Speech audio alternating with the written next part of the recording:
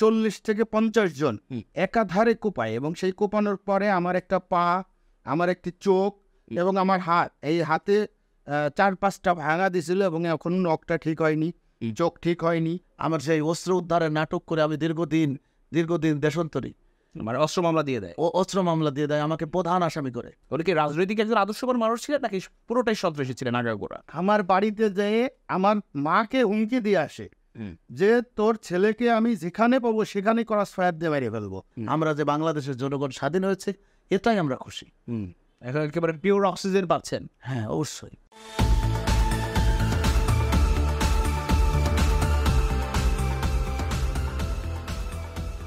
সুপ্রিয় দর্শক, আসসালামু আলাইকুম। বরাবরের মতো আবারও হাজির হলাম সমসাময়িক বিষয় নিয়ে মুভি বাংলা টেলিভিশনের বিশেষ আলোচনামূলক অনুষ্ঠান সাম্প্রতিক। সাথে আছি আমি আনিসুর রহমান সাব্বির, এবং আজ স্টুডিওতে দুজন অতিথি উপস্থিত আছেন। আমার হাতের বায়ে যিনি আছেন বাংলাদেশ জাতীয়তাবাদী স্বেচ্ছাসেবক দলের মাগুরা জেলা শাখার সাংগঠনিক সম্পাদক মোহাম্মদ হাসানুর রহমান হাসু, এবং আমার হাতের ডানে যিনি উপস্থিত আছেন বাংলাদেশ জাতীয়তাবাদী স্বেচ্ছাসেবক দলের মাগুরা জেলা শাখার তথ্য প্রকাশনা সম্পাদক জনাব কৌশিক আহমেদ সোহাগ। আপনাদের দুজনকে স্বাগতম আমাদের স্টুডিওতে সময় দেওয়ার জন্য। জি, ধন্যবাদ আপনাকে, অসংখ্য ধন্যবাদ। জি, ধন্যবাদ আপনাদের সবাইকে। দর্শক, আজ মূলত যে বিষয়টি নিয়ে আমরা কথা বলবো খুবই গুরুত্বপূর্ণ একটি বিষয়, সেটা হচ্ছে যে আওয়ামী সন্ত্রাসী দ্বারা নির্যাতিত যারা। তো এই টপিকে মূলত আজকে কথা বলবার জন্য আমাদের দুজন অতিথি উপস্থিত আছেন।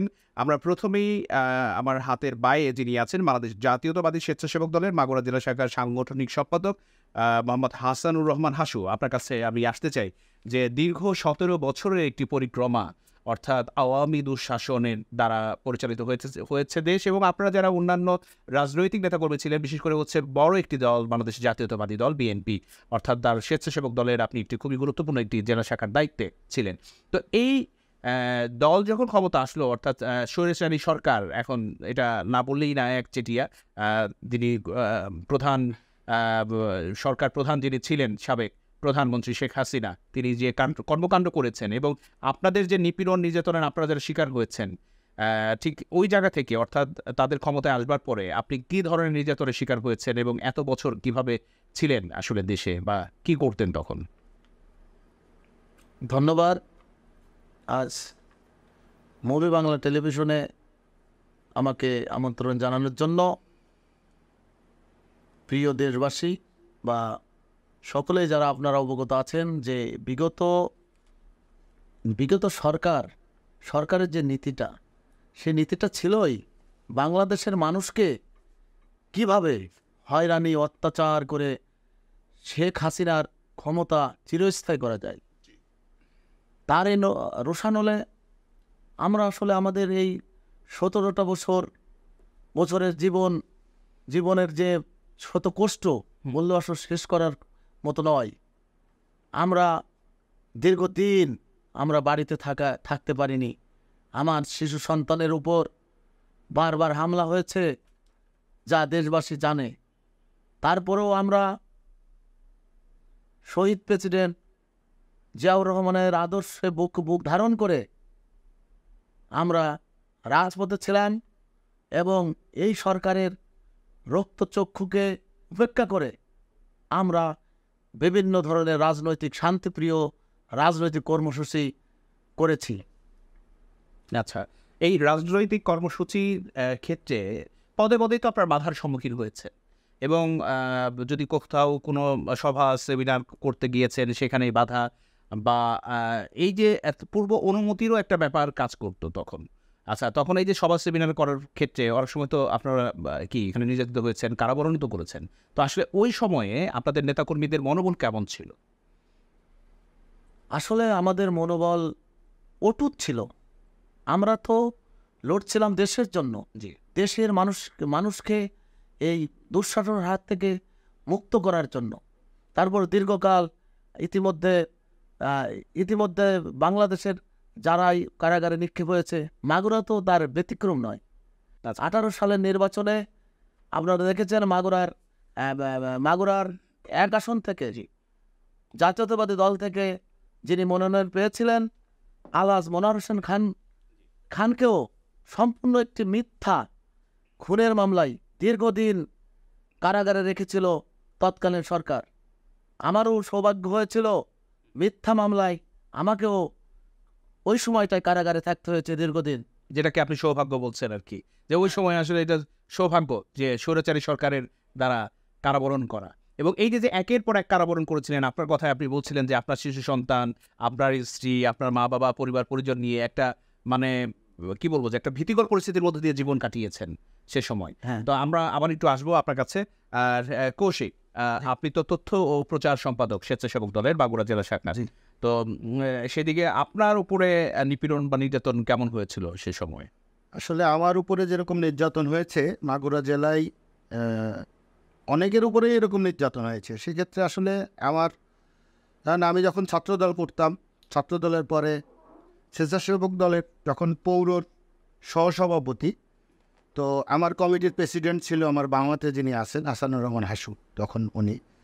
তো আমরা 5 তারিখে একটা প্রোগ্রাম ছিল, অর্থাৎ প্রোগ্রামটা কি আমাদের হাজিরা ছিল, অর্থাৎ স্বৈরাচারী সরকার বিভিন্নভাবে 15-20টি মামলা আমাদেরকে দেয়। তো সেই মামলার যখন আমরা ক্ষমতায় আসবার পরপরই তার ক্ষমতায় আসবার পরপরই, আচ্ছা, তো আমরা 2013 সালে একটি মামলায় হাজিরা দিতে কোর্টে যাই। তো হাজিরা দিতে কোর্টে যাওয়ার পরে কোর্ট থেকে যখন বের হই, তখন ছাত্রলীগ এবং যুবলীগের যারা ছিলেন তৎকালীন, তারা আমার উপরে হামলা চালায়, মানে আমাদের উপরে হামলা চালায় প্রকাশ্যে, একদম প্রকাশ্যে দিনের বেলায়। এবং সেখানে পুলিশ দাঁড়িয়েছিল, পুলিশের সামনেই আমাদের উপর অতর্কিত হামলা করে। এবং সেই হামলায় মোটামুটি কথা আমাদের তখন ছাত্রদলের প্রেসিডেন্ট আব্দুর রহিম, হাসানুর রহমান হাসু সহ অনেকেই আহত হয় এবং তারা কোনো রকম যান নিয়ে পালাই যায়। তো সেক্ষেত্রে আমারকে ঘিরে ফেলে এবং আমাকে 40 থেকে 50 জন একাধারে কোপায়। এবং সেই কোপানোর পরে আমার একটা পা, আমার একটি চোখ এবং আমার হাত, এই হাতে 4-5টা ভাঙা দিছিল এবং এখন নখটা ঠিক হয়নি, চোখ ঠিক হয়নি। তো সেইভাবে তারা আমার উপরে নির্মমভাবে অত্যাচার করে। মানে বলতে গেলে আপনার কি এক চোখ নেই? না, আমার একটি চোখ নাই। তারা আওয়ামী সরকারের আমলেই ছাত্রলীগ এবং যুবলীগের লোকজন আমাকে কুপিয়ে আমার চোখটাকে নষ্ট করে দেয়। আচ্ছা। তো সেই অবস্থা থেকে তখন আমরা কোনো বিচার পাইনি এবং পরবর্তীতে আমাকে চিকিৎসা পর্যন্ত করতে দেওয়া হয়নি। আমাকে মাগুরা থেকে এক ব্যাগ রক্ত কেউ দিতে সাহস পাইনি। তখন আমার বন্ধু এবং আমাদের স্বেচ্ছাসেবকের এখন বর্তমান যিনি সভাপতি, উনি সহ কয়েকজনে আমাদেরকে একটি অ্যাম্বুলেন্সে করে আমার মাকে দিয়ে আমাকে ঢাকায় পাঠায় দেয়। তো আমরা ঢাকায় পঙ্গু হসপিটালে আসি। পঙ্গু হসপিটালে আসার পরে আমরা ট্রিটমেন্ট নিই। ওখান থেকে দ্রুত আমাকে ঢাকায় চক্ষু বিজ্ঞান হসপিটাল আগারগাঁয়ে পাঠায়। তো ওখানে ওই সময় আর কি রক্তের শূন্যতায় আমি মারা যাচ্ছিলাম। স্বয়ং উপর আল্লাহ আমাকে বাঁচিয়েছে, বা আমার মায়ের দোয়া ছিল তাই। তো তখন আমাকে তৎকালীন আমাদের যে মাগুরার গণমানুষের নেতা মনোয়ার হোসেন খান, আলহাজ মনোয়ার হোসেন খানের তত্ত্বাবধানে আমার চিকিৎসাটা উনি করান। এবং ওই সময় আমাকে অপারেশন করায় যখন দিতে নেয়, তখন সে বারবার চেষ্টা করেছিল যে আমার চোখটা রাখা যায় কিনা। তো ডাক্তাররা বোর্ড বসায়ে আমাদের মনোয়ার হোসেন খান সাহেবকে ওনাকে বলছিল যে আসলে তার চোখটা রাখা সম্ভব না, যার কারণে তখনই অপারেশন করে আমার চোখটা ফেলে দেয়। এবং আমার অপারেশন শেষ করার পরে আবার আমাকে পঙ্গু হসপিটালে নিয়ে যায়। খুবই দুঃখজনক। হ্যাঁ, পঙ্গু হসপিটালে নেওয়ার পরে আমার এই পায়ের ভিতরে এখানে ওরা যে কোপ দিছিল, সেই কোপের মানে রানদাও যেটাকে বলে, সে রানদাওয়ের মাথা ভেঙে হাড়ের ভিতরে থেকে গেছিল। তো সেটার অপারেশনও পঙ্গু হসপিটাল একই সাথে হয়।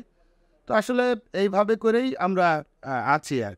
বা মানে এটা তো আসলেও একটা দুঃসহ স্মৃতি নিয়ে বেঁচে আছে। হ্যাঁ, শুধু তাই নয়, তারপরে আমি সুস্থ হওয়ার পরে আমার বাবা একজন বীর মুক্তিযোদ্ধা।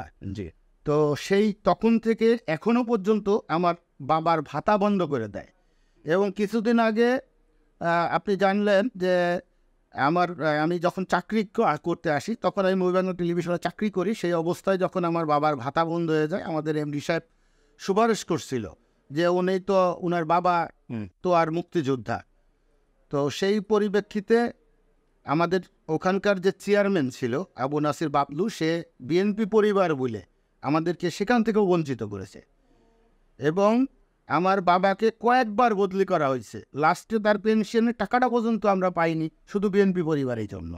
সেটা তো মানে চরমভাবে নির্যাতিতর একটা দৃষ্টান্ত আপনি জি, করছেন। জি, জি। এবং এই যে বেঁচে আছেন, যে আসলে মহান আল্লাহর দরবারে এটা লাখো লাখো শুকরিয়া। শুক্রিয়া যে যে- উপরে আল্লাহ আমাকে বাঁচিয়ে রেখেছেন এবং আমার মা বাবার দোয়া ছিল, তাই এই কারণের জন্য আমি বেঁচে আছি এখন। সেই দুঃসহ স্মৃতি আজও বয়ে বেরোচ্ছে। অবশ্যই। এবং 2021 সালে আবার আমার উপরে যখন আওয়ামী লীগ আবার দ্বিতীয়বার ক্ষমতায় আসে, 2021 সালে সাইফুজ্জামান শেখর সাহেবের বাড়ির পিছনে 2021-এ আমরা আসবো আপনার কাছে, আবার একটু আসতে চাই হাসু আপনার কাছে। কৌশিক যেমনটা বলছিলেন যে আপনার মাগুরা জেলায় যে বিএনপি আপনার স্বেচ্ছাসেবক দলের উপরে এত নিপীড়ন নির্যাতন বা সেই সময়কার যে ভীতিকর পরিস্থিতি বা দুঃসহ স্মৃতি আজও কিন্তু সে মানে নিচ্ছেন, এভাবে কিন্তু চলছেন এখন পর্যন্ত। এই ছাত্র আন্দোলন, ছাত্র জনতার আন্দোলন, বৈষম্য বিরোধী এই আন্দোলন সফল হওয়ার পরে আজকে কিন্তু এই তার যে বলার, অর্থাৎ এতদিন বোধহয় বলতেও পারেননি না, আমরা বলতেও পারিনি, আমরা মামলাও পর্যন্ত। এখন একটা সময় হয়েছে যে কারণে কিন্তু বলবার আপনারা বলছেন মন খুলে।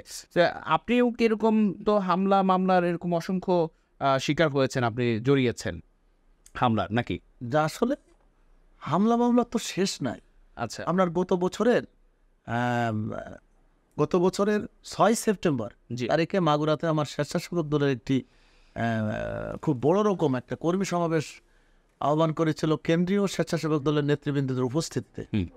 তা আমার নেতৃত্বে যখন মাগুরা শহরের ব্যাপক এবং হাজার হাজার লোক দিয়ে আমরা মিছিল ওই কর্মী সমাবেশে উপস্থিত হওয়ার জন্য আমরা যাচ্ছিলাম, ঠিক পথিমধ্যেই ছাত্রলীগ, যুবলীগ, এসপি অফিস থেকে মাত্র 50 গজ দূরে তৎকালীন এসপি সাহেব তার উপস্থিতিতে যে আমাদের ওই মিছিলে ব্যাপক ছাত্রলীগ প্রকাশ্যে আপনার হামলা চালিয়ে আমার তৎকালীন আমার শিশু সন্তানকেও বেদম মারপিট সহ অসংখ্য নেতাকর্মী সেদিন আহত হয়েছিল।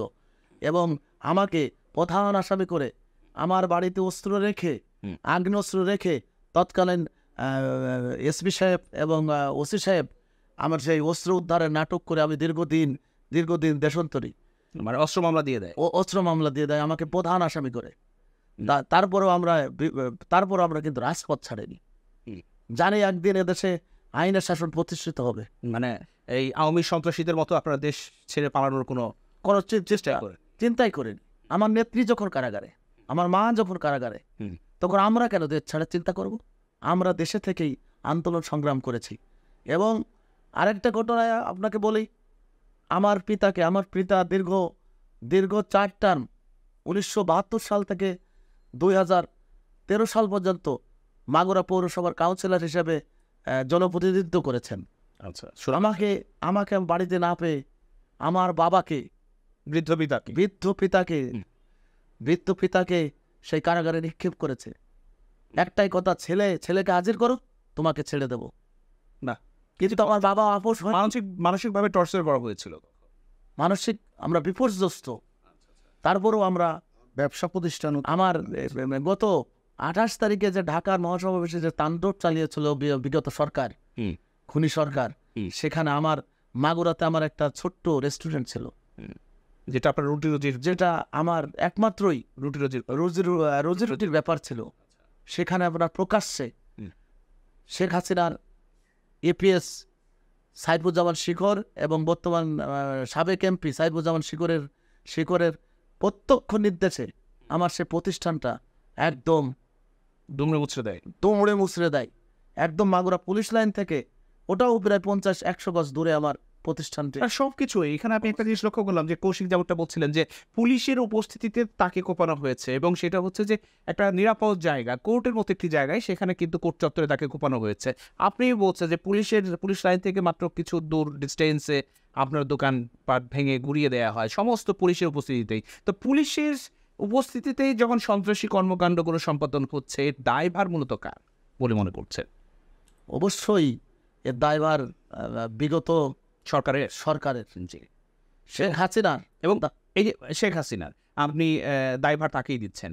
তো এই যে পুলিশ তো সেখানে একটা সাধারণ হওয়ার কথা, বা পুলিশ খেলার পুতুল বলতে গেলে পুলিশের তো সেখানে আসলে জনগণের বন্ধু হওয়ার কথা, সেবা দেবার কথা, কিন্তু পুলিশও তো সেখানে দলীয় সেক্টরেই চলেছে। যেমনটা কি দেখা যাচ্ছে? আমাদের মামলা পর্যন্ত নেয়নি পুলিশ পুলিশ।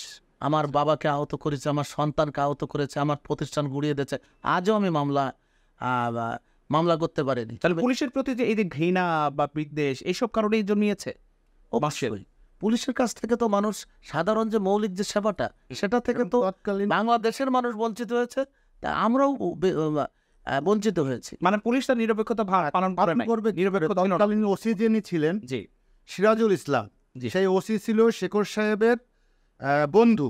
জি অর্থাৎ এই বিএনপি জামাত বলেন সাধারণ জনগণকে দাবিয়ে রাখার জন্য হুম। তৎকালীন এমপি সাহেব তার রাজশাহী ইউনিভার্সিটির ফ্রেন্ড হুম। ওসি ছিল যিনি সিরাজ, অর্থাৎ ওসি সিরাজকে তিনি নিয়ে আসেন দ্বিতীয়বার তাকে জয় করার জন্য এবং হাতিয়ার হিসেবে ব্যবহার করে। হাতিয়ার হিসাবে পুলিশ ব্যবহার করার জন্য। এবং ওই ওসি সিরাজের এতটাই ক্ষমতা ছিল যে উনি সাধারণ জনগণ থেকে শুরু করে, যেমন আপনি একটা ভয়ঙ্কর এই দেখবেন, আমি যখন নির্বাচনের একটা নিউজ করি তো তখন সেই ক্ষেত্রে ওসি সিরাজ আমাকে 3টা মামলা দেয়। সেই মামলার যখন আমি প্রোটেস্ট করি সেটা সত্যতা সে দেখাইতে পারে নাই আজও। তো তারপরে আমার বাড়িতে যেয়ে আমার মাকে হুমকি দিয়ে আসে যে তোর ছেলেকে আমি যেখানে পাবো সেখানে ক্রস ফায়ার দিয়ে মেরে ফেলবো। তো আমি একই রকম হাসো বলছিলেন তার বাবাকে জেলে কারাগারে পাঠানো হয় এবং আমার তাকে ছোট বোন বলা হয় ছেলেকে বেরোতে হবে। ঠিক আপনার মাকেও হ্যাঁ। আরো পুরো নিপীড়ন নির্যাতন নির্যাতন করছে। এবং আমি তো একা, জি। আমার বোন একা, আমার নিজের বউনাইকে অ্যারেস্ট করে রেখে আমাকে হাজির করার জন্য প্রেশার ক্রিয়েট। কাকে অ্যারেস্ট করেছেন? আমার নিজের আপন বউনাইকে, বোন। আমার ছোট বউনাই যে মানে আমার বোনের হাজবেন্ডকে ও আচ্ছা আচ্ছা। আটকায় রেখে আমাকে বাই ফোর্স করা হয়েছিল যে আমাকে যে কোনো কিছু বিনিময়ে সে অ্যারেস্ট করবে। এবং পুলিশের একেবারে দোষ দেবো না, কিছু পুলিশ তো ভালোও থাকে, যেমন তৎকালীন কিছু দারোগা ছিল যারা তাকে বোঝানোর জন্য চেষ্টা করছিল যে এই ছেলেটা তো এইগুলা করে নাই বা এইগুলো ভিতরে জড়িত না, আপনি কেন। তখন সে শেখর মিয়ার পাওয়ার দেখায় তাদেরকে মাগুরা থেকে বিতাড়িত করেছে, সেই পুলিশ সদস্য। সেই পুলিশ সদস্যদেরকেও। আচ্ছা। তো তারপরে আপনার 2021 সালে আপনারা জানবেন যে পাপিয়া এবং ইসের যে ক্যাসিনিওর যে নিউজগুলো হয়, হ্যাঁ তো ওই নিউজে কাজল সাহেব যে নিউজটি করেন জি। ওই নিউজটা আমাকে ট্যাগ করে দিছিল। শেখর মিয়ার নিউজটা ট্যাগ করে দিছিল, যেহেতু আমার বাড়ি মাগুরা, আমি সাংবাদিকতা করি এই জন্য। তো ট্যাগ করে দেওয়ার পরে সেই সুবাদে শেখর সাহেবের বাড়ির পিছনে যুব লীগের যে প্রেসিডেন্ট ছিল ফজলুর রহমান ফজলু সহ আরও অনেকে আমার উপরে মানে আমার আম্মা অ্যাক্সিডেন্ট করে। অ্যাক্সিডেন্ট করার পরে আমি আম্মাকে দেখার জন্য মাগুরায় যাই, কারণ আমি তো দীর্ঘদিন মাগুরা যেতে পারি না। আমরা বাড়িতে গেলেই তো পুলিশের হামলা, ছাত্রলীগের হামলা, যুবলীগের হামলা, যার ভয়ে আমি বাড়িতে পর্যন্ত যাইতে পারিনি। এই দীর্ঘ 17 বছর আমরা বাড়ি ছাড়া। আচ্ছা। আমি এই ঢাকাতেই মনে করেন যে কর্ম করে খাচ্ছি। তো আমার বন্ধু হাসানুর রহমান হাসুর মার্কেটে আমার একটি দোকান ছিল, জি। যে দোকানটি আমি করে খেতাম, সেই দোকানটা পর্যন্ত তারা পুড়িয়ে দিছিল। এরপরে মানে কতটা নির্মম। হ্যাঁ, এরপরে আলো ছিল। আমার মামা আমাকে একটি সরকারি চাকরি দেয়, জি। সেটা হচ্ছে বাংলাদেশ সচিবালয় পরিকল্পনা মন্ত্রণালয়, বিআইডিএসে। আচ্ছা। তো বিআইডিএসে চাকরি করা অবস্থায় যখন শেখর সাহেব এপিএস থেকে এমপি হন, তখন আমার সেই চাকরি থেকেও বাদ দেয় এবং আমার সেই সরকারি চাকরিটাও কিন্তু চলে যায়। কতটা নির্মম, যেটা দিয়ে আপনার সংসার চালাচ্ছিলাম, বা শহর বাংলার একটাই ছিল না, সব দিকে মানে পঙ্গু করে ফেলছিল। একদম অর্থনৈতিকভাবে আমার কোনো কর্মও দিচ্ছিল না, কর্ম দিচ্ছে না। একে তো একে শারীরিকভাবে একদম প্রতিবন্ধী করে ফেলছে, দ্বিতীয়ত হচ্ছে যে আবার অর্থনৈতিকভাবে আপনার যাতে পরিবার পরিজন নিয়ে না চলতে পারে, সব দিকেই সে আমার পঙ্গু মানে করেছে। সে এটা কি সরাসরি শেখর সাহেব তার নিজের কথা বলে। এবং আমি যখন এরকম মানে আগ্রাসন থেকে মানে এই যে এখন ছাত্র জনতার গণ অভ্যুত্থানে এখন মুক্ত, এখন মানে তো আমার মনের কথাগুলো আমি বলতে পারতেছি, তখন তো কাউকে বলতে পারিনি। আমার সরকারি চাকরি নিয়ে এনেছে, আমার চোখ নিছে, মানে একের পর এক তারা আমার উপরে নির্যাতন করে। আচ্ছা, আমরা ফিরবো। দর্শক, আপনারা শুনছিলেন যে আজকে আমাদের দুজন অতিথির কাছ থেকে যে কিরকম নিপীড়ন, নির্যাতনের, জুলুমের সাক্ষী হয়ে আছেন এই দুজন। দর্শক, এই পর্যায়ে নেব ছোট্ট একটি বিরতির পর আরও অনেক কথা হবে, কোথাও যাবেন না।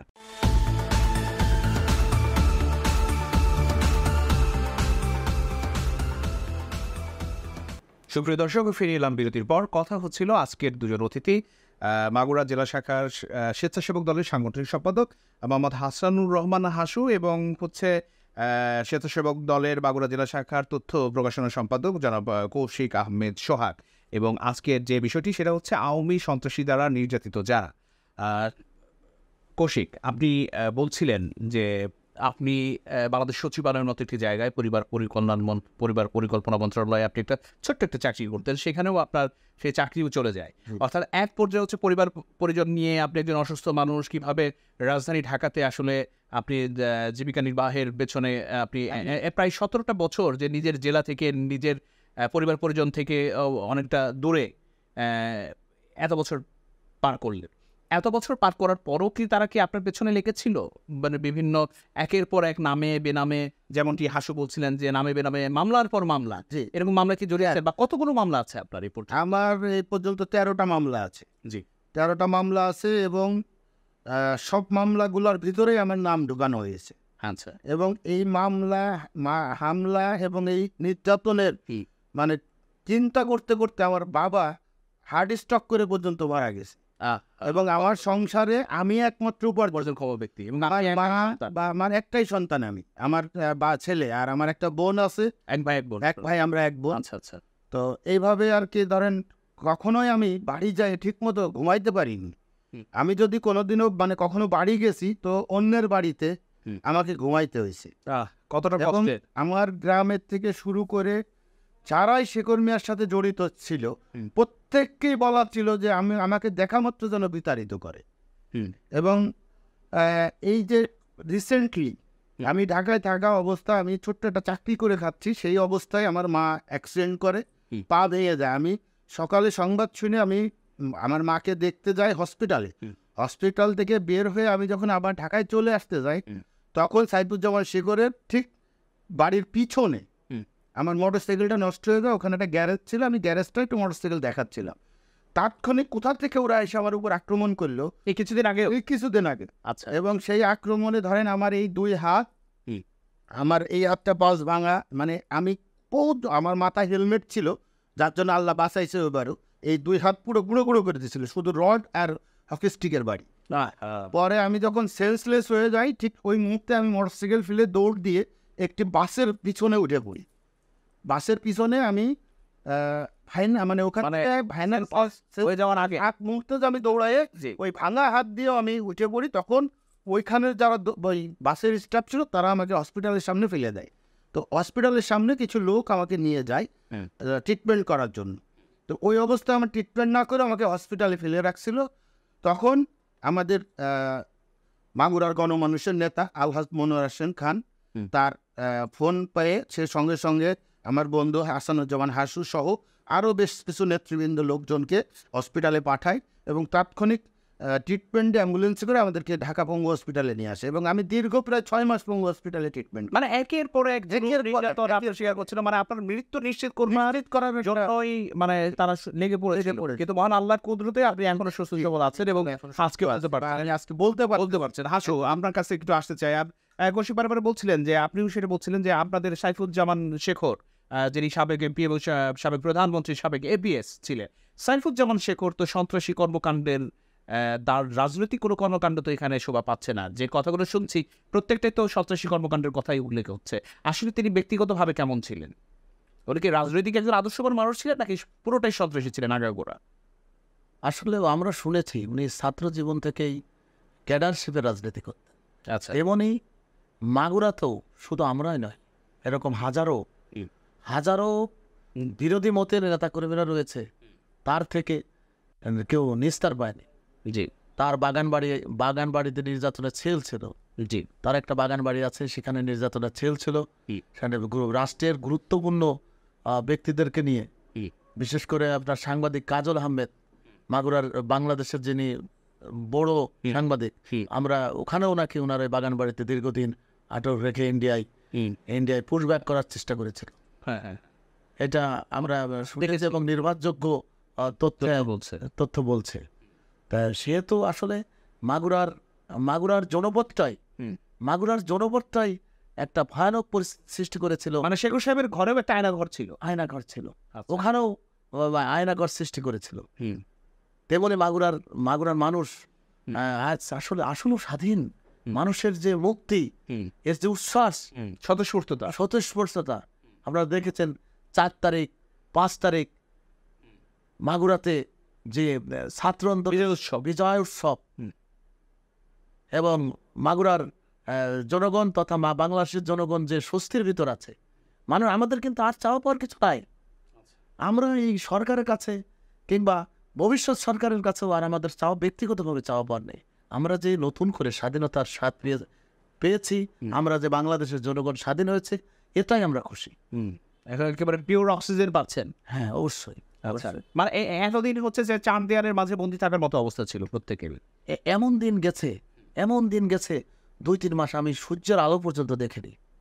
আচ্ছা, আমার ডায়াবেটিস সহ বিভিন্ন রোগে আমি এখনো ইতিমধ্যে বাইরে ডাক্তারেরও দেখাচ্ছি।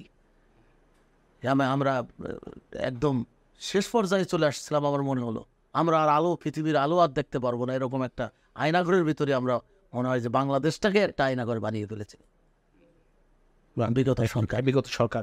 কৌশিক, আপনার কাছে আরেকবার একটু আসবো। পুলিশের কথা আসছিল বারে বারে, এবং বাংলাদেশে আওয়ামী সরকারকে পুলিশি সরকার বলেও কিন্তু আখ্যায়িত করা হয়।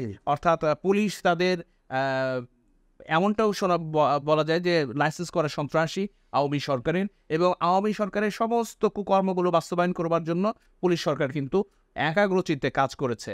এবং বাংলাদেশ পুলিশ, তো এই পুলিশের মধ্যকার যে বিষয়, যেখানে নিরপেক্ষ থাকবার কথা পুলিশ, যেখানে সাধারণ মানুষ তাদের ন্যায় বিচার পাওয়ার জন্য তাদের কাছে যাওয়ার কথা, সেখান থেকে ন্যায় বিচার তারা প্রত্যাশা করে, কিন্তু এর আওয়ামী সরকারের সময় সেটা উল্টোটা হয়েছে। তো এবার আপনার পুলিশ প্রশাসনের প্রতি আপনার কেমন প্রত্যাশা থাকবে? ধন্যবাদ। আমি প্রশাসনের কাছে এটাই বলবো যে তারা দলীয় কোনো পুলিশ না হয়ে তারা জনগণের পুলিশ হোক। এবং যেমন আমি নিজেই আপনাকে বলেছি যে পুলিশে আমাকে 2-2বার অ্যাসল্ট করা হয়েছে পুলিশের সামনে, এবং পুলিশ দিয়েই কিন্তু আমাকে দমানোর চেষ্টা করেছে, এবং পুলিশ দিয়েই কিন্তু আমাকে মামলাগুলো দেওয়া হয়েছে, যে মামলাগুলোর কোনো ভিত্তিই নেই, মানে আমি নাই এরকম মামলাও কিন্তু আছে। তো আসলে সর্বশেষ বাংলাদেশ পুলিশের কাছে আমার একটাই আবেদন থাকবে যে তারা জনগণের পুলিশ হোক। আবার যেহেতু এই 24 সালে স্বাধীন হয়েছে, নতুন করে স্বাধীন বাংলাদেশে স্বাধীন পুলিশ জনগণের পুলিশ হয়ে আসুক, এটাই আমাদের প্রত্যাশা। আর নতুনভাবে জন্মনি। এবং আমি বাংলাদেশ পুলিশের কাছে আরেকটা আবেদন করব যে তৎকালীন যে আমার শারীরিক প্রতিবন্ধিতা সৃষ্টি করেছে বা আমার উপরে যে অ্যাসল্টগুলো আছে, সমস্ত কাগজপত্র আমার কাছে আছে, যেগুলো নিয়ে এখন যেন বাংলাদেশ পুলিশ সুষ্ঠু তদন্তের মাধ্যমে আমার মামলাটি যেন করার সুযোগ করে দেয়, এটাই আমি বাংলাদেশ পুলিশের কাছে শেষ আকুতি জানাই। এবং আরো একটা কথা বলতে চাই যে এই ওসি সিরাজের মতো পুলিশ যেখানে আছে তাদেরকে খুঁজে বের করে বাধ্যতামূলক অবসরে দেওয়া জোর দাবি জানাচ্ছে, এবং বিচারের মুখোমুখি করার দাবি জানাচ্ছি। ধন্যবাদ। হাসু, আপনার কাছে আসবো, সেটি হচ্ছে যে বাংলাদেশ পুলিশ এবং বাংলাদেশ পুলিশ কৌশিকের কথায় যে নতুনভাবে জন্ম নেয় বাংলাদেশ পুলিশের যে কালিমা ছিল সেগুলো মুছে জনগণের বন্ধুরূপে আসুক বা জনগণের আস্থার একটা জায়গা সৃষ্টি হোক। আপনি কেমন যাচ্ছেন বাংলাদেশ পুলিশের কাছে? এবং আরেকটি কথা কিন্তু এখন সব জায়গাতেই আসছে যে পুলিশকে নষ্টের মূল কিন্তু জনগণ, কিছু জনগণ, সব জনগণ না। অর্থাৎ পুলিশকে কোনো একটা পুলিশ যখন থানায় পদায়ন হয় কিংবা কোনো একটা পুলিশ জেলা পুলিশের এসপি হিসেবে পদায়ন হয়, তখন তাকে ফুল দিয়ে বরণ করে নেয়া, তাকে মাথায় করে রাখা, তাকে তেল দেয়া, এই যে প্রবণতা কিছু মানুষের জন্য পুলিশের ভাবমূর্তি নিয়েও প্রশ্ন ওঠে বা ওই পুলিশ তখন পেয়ে বসে। তো এখান থেকে বেরিয়ে আসা প্রয়োজন বলে মনে করছেন কিনা আপনি? আসলে অবশ্যই দেশ এবং জাতির স্বার্থে পুলিশকে কাজ করা উচিত বলে আমি মনে করি। এখানে কোনো রাজনৈতিক পরিচয়, রাজনৈতিক ব্যক্তিবিশেষ এইগুলো থেকে পুলিশকে বেরিয়ে আসতে হবে। আমরা চাই এই নতুন বছরেই পুলিশ নতুন রূপে বাংলাদেশের মানুষের একটা সেবামূলক প্রতিষ্ঠান হিসেবে আমাদের জনগণের সামনে আসবে। মানুষ পুলিশকে ভালোবাসবে। আজ বাংলাদেশের মানুষ যেমন পুলিশকে ঘৃণা করে, পুলিশ তার আচরণ দিয়েই আগামীতে বাংলাদেশের মানুষের আমাদের মন জয় করবে। বা কোনো সরকারের সন্ত্রাসী বাহিনী তার পরিণত হবে না। হ্যাঁ, কোনো সরকারের বাহিনীর গুম খুন এর নেতৃত্বে এর ইন্ধন দাতা হিসেবে আমরা পুলিশকে দেখতে চাই না। আমরা পুলিশকে অবশ্যই দেখতে চাই বাংলাদেশে যাতে আইনের শাসন প্রতিষ্ঠিত হয়, মানুষ পুলিশের কাছে যায় যে যেন বন্ধু হিসাবে তাদের সর্বোচ্চটুকু সহযোগিতা পায়, এটুকু আশা আমার। আশা করছেন। আশা একেবারে আলোচনা শেষ পর্যায়ে আমরা কৌশিক, একেবারেই আলোচনা শেষ পর্যায়ে সেহেতু হচ্ছে যে আপনি চাইলেন বা আমাদের প্রত্যাশা বাংলাদেশ পুলিশ সুন্দরভাবে আসুক, প্রশাসন ঠিকঠাকভাবে চলুক, জনগণ আমরা যাতে সুন্দরভাবে চলতে পারি, আমরা অন্তত জীবনমান উন্নয়নে যাতে আমরা আমাদের নিজেদের কাজগুলো, পরিবেশ এবং বাক স্বাধীনতার যে সময় তৈরি হয়েছে সময়টা যাতে অব্যাহত থাকে, এমনটাই তো চাওয়া। শেষ আপনার কাছে প্রত্যাশার যে জায়গাটা, আপনি প্রথমে বলছিলেন যে বাংলাদেশ পুলিশের কাছে আহ্বান করছিলেন যে এগুলো আপনি মামলা দিতে পারেননি, অর্থাৎ আপনার কাছে কাগজ প্রমাণ সবই রয়েছে, এরকম একটা পরিবেশ সুযোগ সৃষ্টি করে দিয়ে আপনি সেই আপনার বিচারটা আপনি চাচ্ছেন যে প্রকৃত অর্থে যেটা ঘটেছে সুষ্ঠুভাবে আমরা বিচার নিশ্চিত করা। এখন শুধুমাত্র আপনার মতো না, এখন এই আপনার মতো অনেকেই তো আছেন যারা বিচার প্রার্থী, বিচার পাননি, দীর্ঘদিন এইভাবে জুলুম নির্যাতনের শিকার হয়েছেন। তো সব দিক মিলিয়ে এখন বর্তমান যে অন্তর্বর্তীকালীন যে সরকার, ডক্টর মোহাম্মদ ইউনূস সহ যারা উপদেষ্টা মণ্ডলীর সদস্যরা আছেন, তাদের কাছে আপনার শেষ চাওয়া বা প্রত্যাশার জায়গা কি আছে এই মুহূর্তে? ধন্যবাদ। এই মুহূর্তে আমার প্রত্যাশা একটাই, যে আসলে যারা বাংলাদেশে এই আওয়ামী সন্ত্রাসী দ্বারা নির্যাতিত হয়েছে এবং মামলা মোকদ্দমা ন্যায় বিচারের কথাটুকু বলতে পারেনি, তাদেরকে তাদের যে ন্যায় বিচার পাওয়ার, সেই ন্যায় বিচার পাওয়ার সুযোগটা করে দেওয়া এবং সাধারণ জনগণের ভিতরে যে স্বৈরাচার সরকারের যে একটা আতঙ্ক ছিল, সেই আতঙ্ক যেন আর বাংলাদেশের প্রেক্ষাপটে ফিরে না আসে। এবং এই খুনি হাসিনার যে এমপি মন্ত্রীরা ছিল, তারাও কিন্তু সেই প্রত্যেকটাই ছিল তার মতোই। এবং সেই ক্ষেত্রে আমি সাধারণ জনগণের পক্ষ থেকে বা আমার নিজের ব্যক্তিগত পক্ষ থেকে এই অন্তর্বর্তী সরকারের কাছে একটাই চাওয়া, যে নির্যাতিত লোকের পাশে দাঁড়াক এবং সুন্দর একটি বাংলাদেশ গড়ার জন্য তারা কাজ করে যায়। অসংখ্য ধন্যবাদ কৌশিক আপনাকে। হাসু, আপনার কাছে কি এবার বর্তমান অন্তর্বর্তীকালীন সরকারের কাছে আপনার আশা বা চাওয়ার জায়গাগুলো কি? চাওয়ার জায়গাটা একটাই, বাংলাদেশের সুশাসন প্রতিষ্ঠিত হোক, ন্যায় বিচার প্রতিষ্ঠা হোক, সরকারের প্রত্যেকটা যে সেক্টরগুলো আছে, অফিস আদালত, এখানে সুশাসন বজায় থাকবে এবং দেশের সাধারণ মানুষ যাতে সেবা পায়। আমরা যাতে আবারও বিগত এই অবৈধ খুনি সরকারের মতো রোষানলে না পড়ে আমরা যেন নির্যাতিত, বাংলাদেশের মানুষ যেন নির্যাতিত না হয়, এটাই বর্তমান সরকারের কাছে চাওয়া। বাংলাদেশের যাতে সুশাসন বজায় থাকে এবং করাপশন দূর হোক, এবং বিশেষ করে যে বিগত সময় আমরা দেখেছি যে দুর্নীতি, প্রত্যেকটা অফিস আদালত, প্রত্যেকটা সেক্টর দুর্নীতি ছাড়া আর কোনো কাজ নাই। তা আমরা চাই যে বাংলাদেশ সুন্দর একটি দুর্নীতি মুক্ত দেশ গঠন হোক, এটাই আমার বর্তমান অন্তর্বর্তীকালীন সরকারের কাছে চাওয়া। না, অসংখ্য ধন্যবাদ কৌশিক এবং হাসু আপনাদের দুজনকে আজ আমাদের স্টুডিওতে আপনাদের মূল্যবান সময় দেওয়ার জন্য। দর্শক, শুনছিলেন যে আওয়ামী সন্ত্রাসী দ্বারা নির্যাতিত আওয়ামী সন্ত্রাসীর এই যে আমার দুজন অতিথি আজকে স্টুডিওতে বসে আছেন, তারা তাদের সেই জীবন গল্পটি বললেন, যেটি কিন্তু বাস্তব স্মৃতি নিয়েই কিন্তু তারা বেঁচে আছেন জুলুম নির্যাতনের একটা সাক্ষী হয়ে। তো আমরাও চাই দেশ এবং অন্তর্বর্তীকালীন সরকার এবং যারা উপদেষ্টা আছেন অবশ্যই আমাদের এই দেশটিও অনিয়ম, দুর্নীতিমুক্ত এবং সঠিক অর্থে গণতন্ত্র প্রতিষ্ঠিত হবে এমন একটি পরিবেশ তারা তৈরি করবেন। দর্শক, আজ এই পর্যন্তই। দেখা হবে আগামী পর্বে নতুন কোনো অতিথিকে সাথে নিয়ে। সে পর্যন্ত ভালো থাকুন, সুস্থ থাকুন, নিরাপদে থাকুন, আর অবশ্যই মুভি বাংলা টেলিভিশনের সাথেই থাকুন।